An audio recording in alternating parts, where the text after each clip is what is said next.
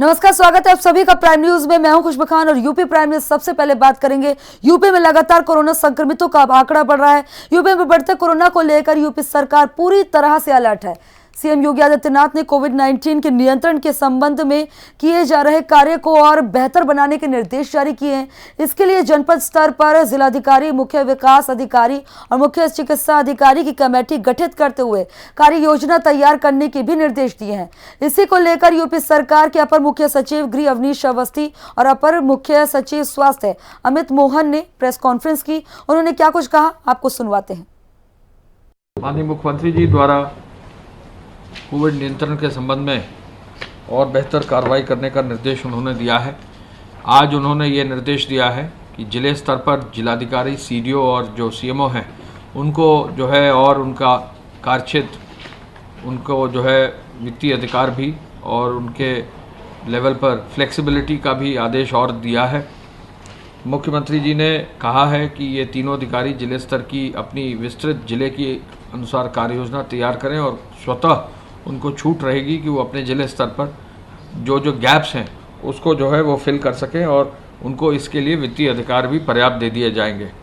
अगर उनको एम्बुलेंस चाहिए तो एम्बुलेंस की खरीद हो जाए, दवाएं चाहिए दवा खरीद लें, अगर किसी अस्पताल में पेमेंट करना है वहाँ कर लें, अगर उनको लैब टेक्नीशियंस एम्प्लॉय करना है तो लैब टेक्नीशियंस अतिरिक्त रख लें। तो ये फ्लेक्सिबिलिटी जो है जिले स्तर पर और बढ़ा दी गई है और उसके लिए डीएम, सीडीओ और सीएमओ की कमेटी बनाई गई है। मुख्यमंत्री जी ने वरिष्ठ प्रशासनिक अधिकारियों को गौतम बुद्ध नगर, बुलंदशहर एक दल को, हापुड़, गाजियाबाद, मेरठ, मुजफ्फरनगर और शामली, सहारनपुर एक दल को, अलग अलग दल को फिर से जो है भेजने का निर्देश दिया है। अभी हाल में चीफ सेक्रेटरी साहब, उनके साथ जो है हेल्थ सेक्रेटरी, आईडीसी साहब, उनके साथ जो है मेडिकल एजुकेशन के सेक्रेटरी, इसके अलावा जो है पंचायती राज के अपर मुख्य सचिव, उनके साथ भी सभी अधिकारी फील्ड में गए हैं। फील्ड में जाने का फ़र्क पड़ा है और जिले स्तर पर कार्य में सुधार हुआ है। तो माननीय मुख्यमंत्री जी ने कहा है कि वरिष्ठ अधिकारी फील्ड में निरंतर रहेंगे और इसी क्रम में गौतम बुद्ध नगर, बुलंदशहर, हापुड़, गाजियाबाद, मेरठ, मुजफ्फरनगर, शामली और सहारनपुर की समीक्षा करने का भी उन्होंने निर्देश दिया है। आईडीसी साहब को उन्होंने आदेश दिया है कि स्वास्थ्य सचिव के साथ मुरादाबाद और बरेली मंडल का, और चिकित्सा शिक्षा सचिव और ग्राम विकास सचिव को अलीगढ़ और आगरा मंडल जाने का निर्देश दिया गया है। डोर टू डोर सर्वे और मेडिकल स्क्रीनिंग पर विशेष रूप से ध्यान देने के लिए आदेश दिया है।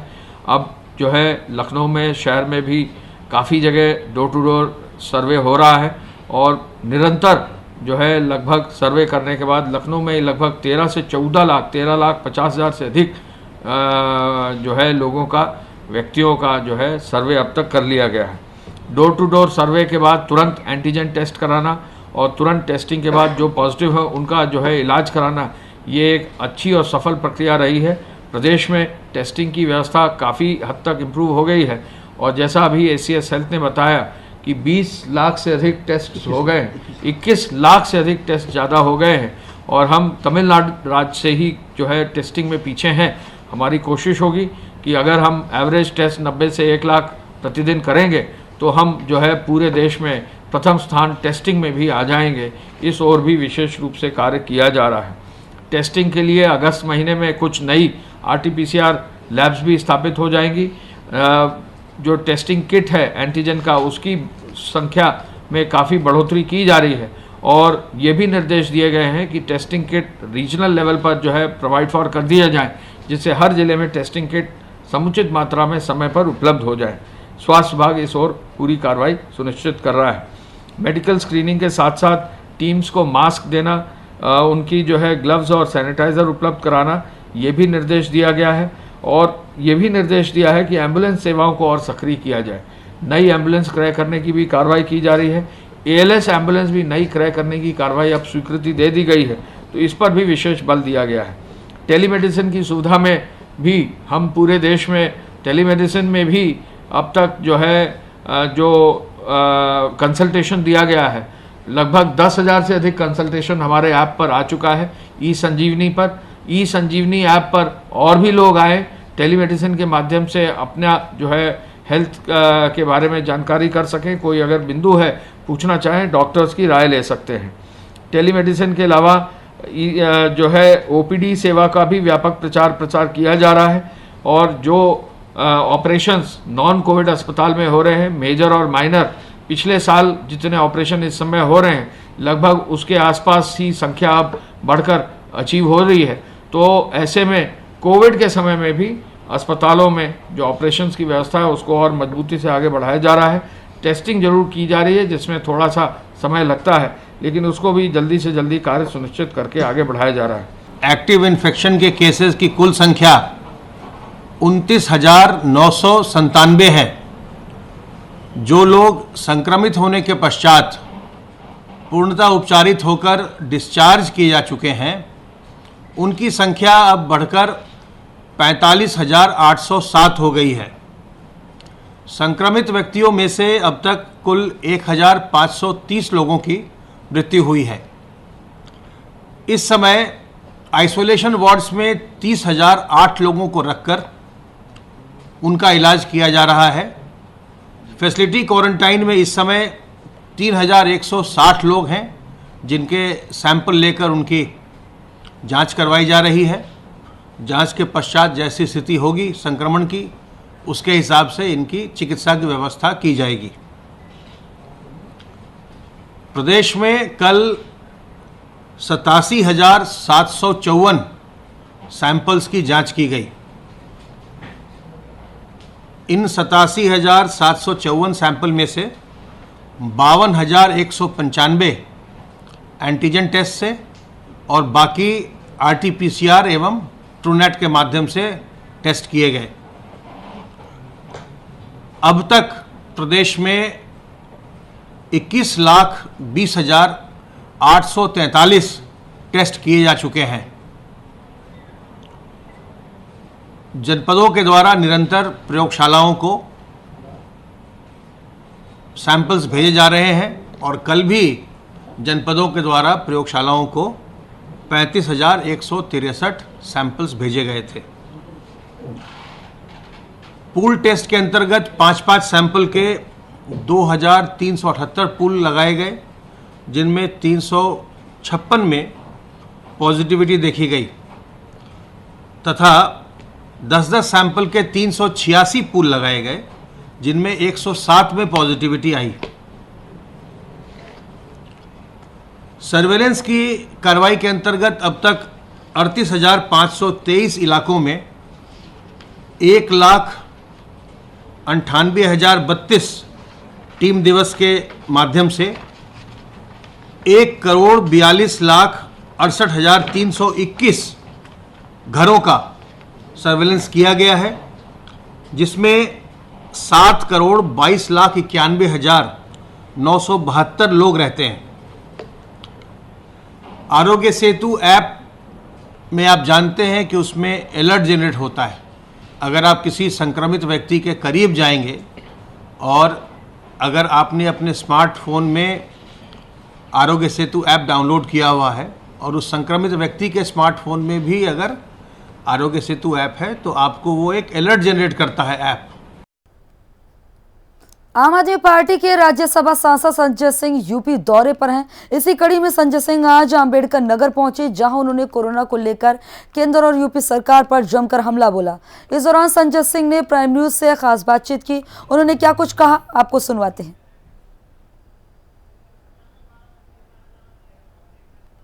हमारे साथ है आम आदमी पार्टी के राज्यसभा सांसद संजय सिंह, उन्हीं से बात करते।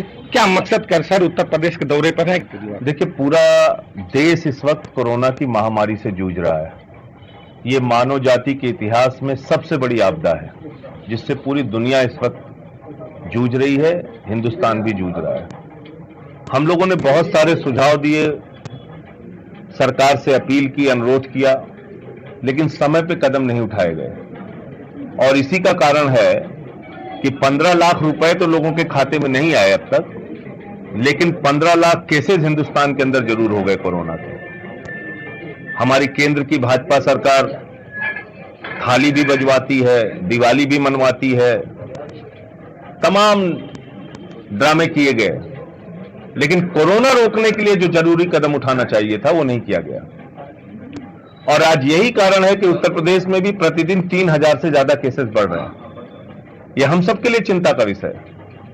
इससे बेपरवाह होकर अगर सरकार बैठी रहेगी और योगी जी बैठे रहेंगे, इससे काम चलने वाला नहीं है। जिस तरीके से यूपी गवर्नमेंट आई थी, योगी जी ने कहा था कि अब इस सरकार में अपराध और अपराधी दोनों नहीं रहेगा और अपराधी जेल में रहेगा या तो प्रदेश से बाहर रहेगा। जो परिस्थितियां इस समय उत्तर प्रदेश की हैं, क्या लगता है सर आपको?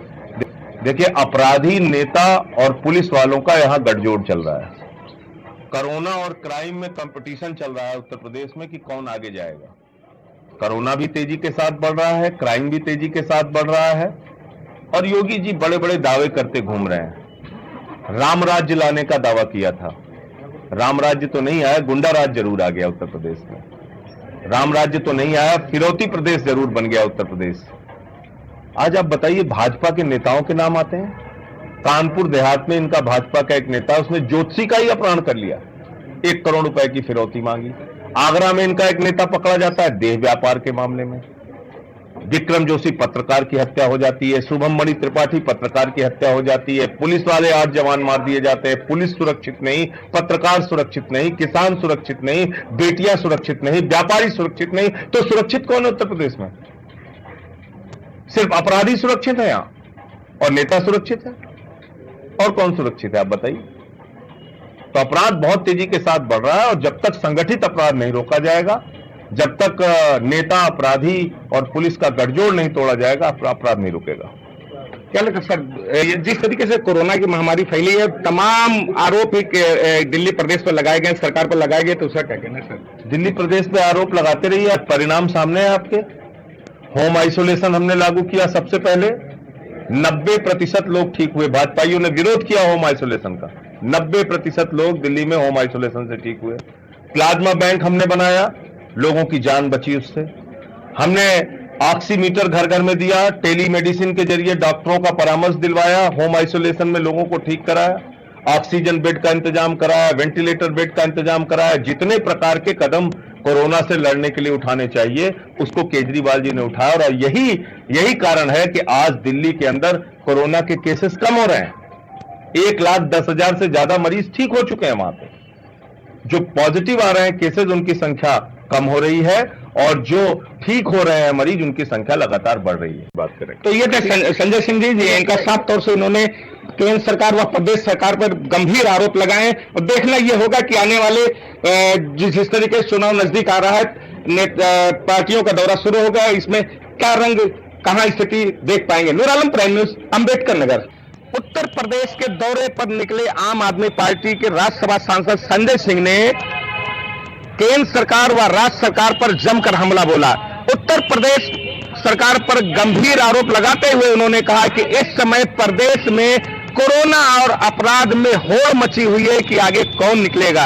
राज्यसभा सांसद संजय सिंह के इस दौरे को उत्तर प्रदेश के आने वाले चुनाव से जोड़कर देखा जा रहा है। Noor Alam, prime news, Ambedkar Nagar. दिल्ली के मुख्यमंत्री अरविंद केजरीवाल और उत्तर प्रदेश के प्रदेश प्रभारी सांसद संजय सिंह ने उत्तर प्रदेश में आम आदमी पार्टी के सभी जिला अध्यक्षों और प्रदेश कार्यकारिणी से वीडियो कॉन्फ्रेंसिंग के जरिए बात की। इस दौरान प्रदेश अध्यक्ष सभाजीत सिंह भी मौजूद रहे और सभी को कोरोना संकट में लोगों की मदद का निर्देश दिया गया। गांवों में जाकर बता दें कि ऑक्सीमीटर उपलब्ध कराने और बीमारी से बीमार मरीजों की सहायता करने का कार्यकर्ताओं को निर्देश भी दिया गया।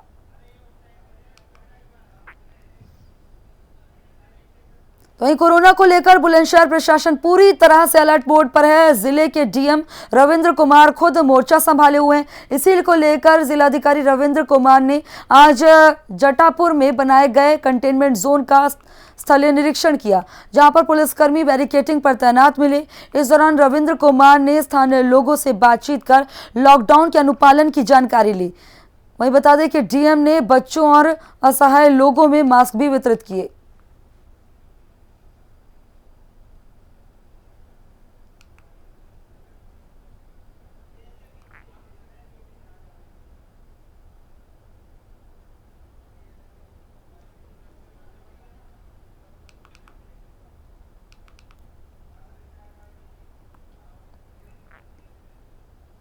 5 अगस्त को राम मंदिर निर्माण के लिए भूमि पूजन का कार्यक्रम है और भूमि पूजन को लेकर अयोध्या समेत पूरे प्रदेश में राम भक्त काफी उत्साहित हैं।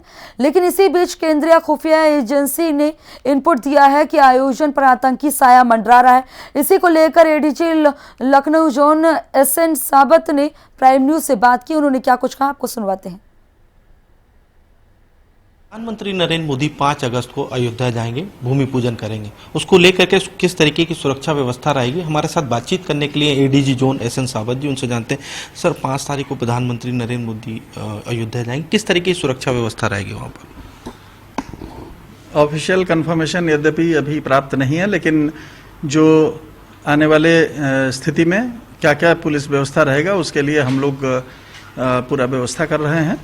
और हमारा जो टीम है ये स्थलीय निरीक्षण करने के बाद क्या क्या महत्वपूर्ण चीज़ रहेगा, जैसे लैंडिंग से लेकर कार्यक्रम स्थल से लेकर मार्ग व्यवस्था से लेकर अन्य क्या व्यवस्था रहेगा, जो इन्वाइटीज अगर आते हैं तो उनके लिए क्या व्यवस्था रहेगा, पब्लिक के लिए क्या क्या नियम कानून किस ढंग से बनाया जाएगा ताकि शांति एवं सुरक्षा व्यवस्था बनी रहे और किसी को ज़्यादा दिक्कत भी ना हो, इसके लिए पूरा प्रयास किया जा रहा है। सर, क्योंकि 5 अगस्त एक अहम तारीख है और साथ ही साथ प्रधानमंत्री भी, तो किस तरीके के रूट मैप पूरा, मतलब किस तरीके से पॉइंट बनाए गए, क्योंकि आपकी तरफ से कोई निरीक्षण वगैरह किया गया वहाँ का?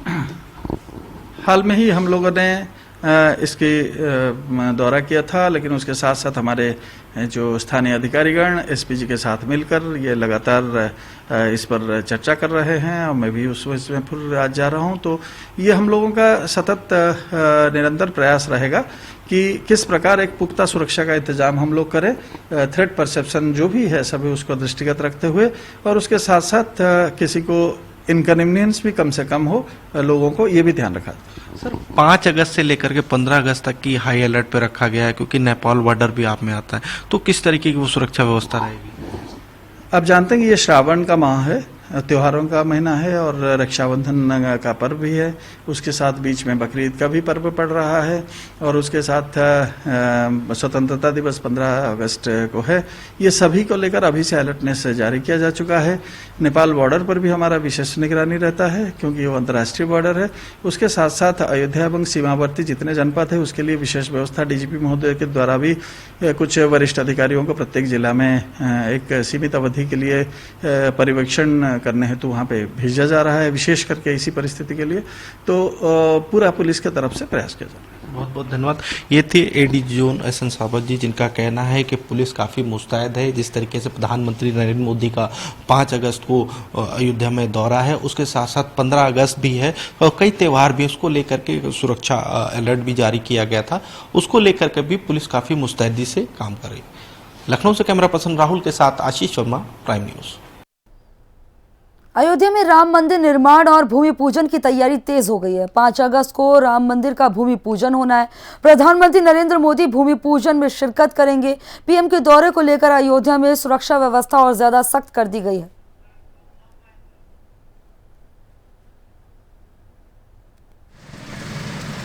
5 अगस्त को प्रधानमंत्री नरेंद्र मोदी के दौरे को देखते हुए अयोध्या में सुरक्षा व्यवस्था बहुत ही सुदृढ़ कर दी गई है। आप ये देख सकते हैं कि इस वक्त हम मौजूद हैं अयोध्या जाने वाले मुख्य मार्ग पर। यहाँ पर सुरक्षा व्यवस्था, सुरक्षा बल पूरी तरह से तैनात है। हर आने जाने वाले वाहनों की चेकिंग हो रही है और बगैर ID प्रूफ दिखाए किसी को भी पुलिस महकमा यहाँ से अंदर जाने नहीं दे रहा है। और चूँकि हाई अलर्ट भी जारी हो चुका है, इसको लेकर भी सुरक्षा व्यवस्था बहुत ही पुख्ता है। सुरक्षा के सारे इंतजाम यहाँ लगातार अपना काम कर रहे हैं कि कोई भी अनजान व्यक्ति, कोई भी गाड़ी बगैर चेकिंग के यहाँ से नहीं गुजर पा रही है। और लगातार अयोध्या की जो सुरक्षा व्यवस्था है, क्योंकि प्रधानमंत्री नरेंद्र मोदी का दौरा आगामी 5 अगस्त को है और उसको देखते हुए सुरक्षा व्यवस्था अयोध्या की पूरी तरह से मजबूत कर दी गई है। लगातार हर गाड़ियों की चेकिंग हो रही है, हर आने जाने वाले वाहनों की चेकिंग हो रही है और कोई भी शख्स ऐसा नहीं जा सकता यहाँ से जो जिसका आई कार्ड ना हो जिसके पास, या जो अपनी ID ना दिखा पा रहा हो, या जो भी लोग यहाँ से आ जा रहे हैं, सबकी लगातार शासन प्रशासन और पुलिस विभाग यहाँ पर तैयार है, सबकी चेकिंग कर रहा है। बगैर, कुल मिला के कहने का ये तात्पर्य कि बगैर किसी आईडी प्रूफ के अयोध्या में किसी को भी प्रवेश नहीं दिया जा रहा है। Prabhakar Chaurasia, prime news, Ayodhya. UP में फसल बीमा योजना को लेकर किसानों को जागरूक किया जा रहा है, जिसको लेकर शासन से लेकर प्रशासन स्तर तक कोशिशें जारी हैं। और इसी बीच आज वाराणसी में कमिश्नर के जरिए 3 गाड़ियों को हरी झंडी दिखाकर रवाना किया गया, जिससे गांव-गांव जाकर फसल बीमा योजना को लेकर किसानों को जागरूक किया जाएगा। में किसानों के हित के लिए प्रधानमंत्री फसल बीमा योजना चल रही है। इसका उद्देश्य ये है कि किसानों का या उपज कम हो अथवा ओलावृष्टि, भूस्खलन से कोई लॉस हो तो उसके बारे में किसानों को क्षतिपूर्ति दी जाए। इसी उद्देश्य के प्रचार प्रसार हेतु आज ये 3 वाहन जो है आदरणीय कमिश्नर साहब द्वारा यहाँ से हरी झंडी दिखा के रवाना किए गए हैं। इन वाहनों को यहाँ से भेजने का उद्देश्य ये है किसानों के बीच जागरूकता पैदा हो, किसान इस योजना से आकर्षित हों और वो अपनी खेत की फसल का बीमा कर दें।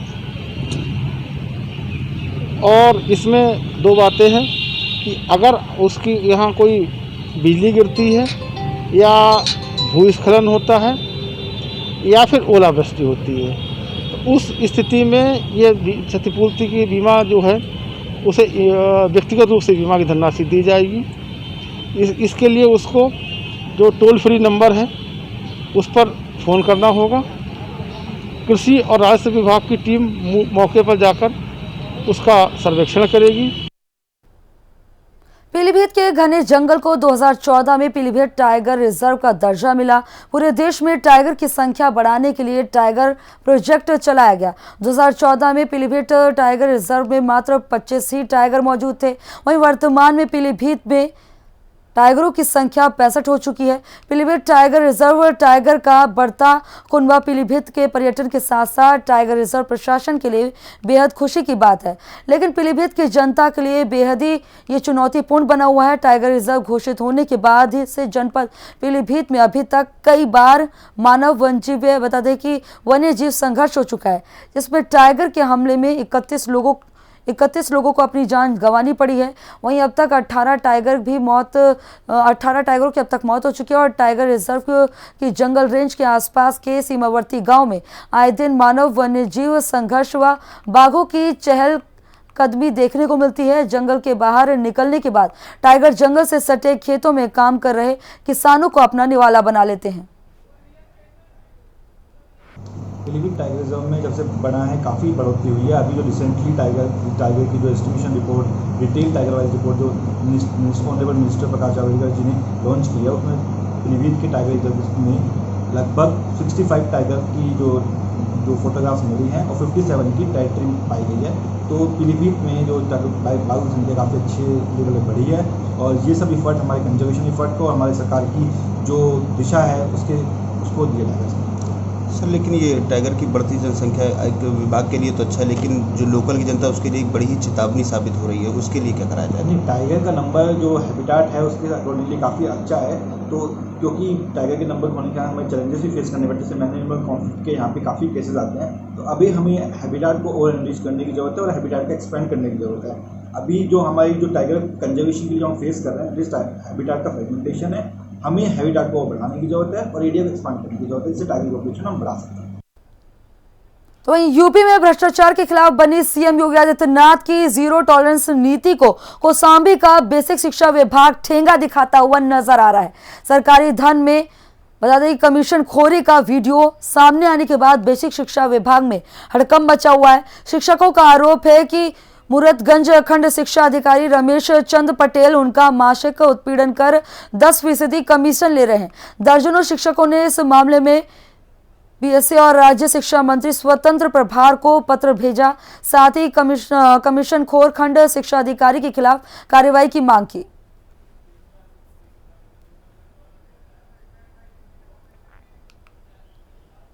तो हरदोई के जिला अस्पताल की सरकारी फीस मात्र 68 रुपए है, लेकिन यहां खुलेआम 2 से 3 हजार रुपए लिए जाते हैं। यहां के भ्रष्टाचार मुख्य चिकित्सा अधिकारी सामने आए हैं और बता दें कि वायरल हो रहे वीडियो में गौर से आप देख सकते हैं कि जिला अस्पताल के इमरजेंसी कक्ष में एप्रन पहने ये शख्स फार्मासिस्ट की कुर्सी पर बैठा है और कुर्सी पर बैठकर मरीजों को भर्ती करने और छुट्टी करने की बात कर रहा है। इस वीडियो में ये व्यक्ति फीस की बात कर एक शख्स से रुपए लेकर मेज के नीचे रुपए गिन रहा है और फिर अपनी जेब में रख रहा है। सवाल तो यही उठता है कि मुख्यमंत्री योगी आदित्यनाथ के भ्रष्टाचार मुक्त सरकार के नारे पर सवालिया निशान उठ खड़े हुए हैं। यूपी प्राइम में फिलहाल मेरे साथ इतना ही। देश प्रदेश की तमाम अहम खबरों के लिए देखते रहिए प्राइम न्यूज, क्योंकि सच जरूरी है। नमस्कार।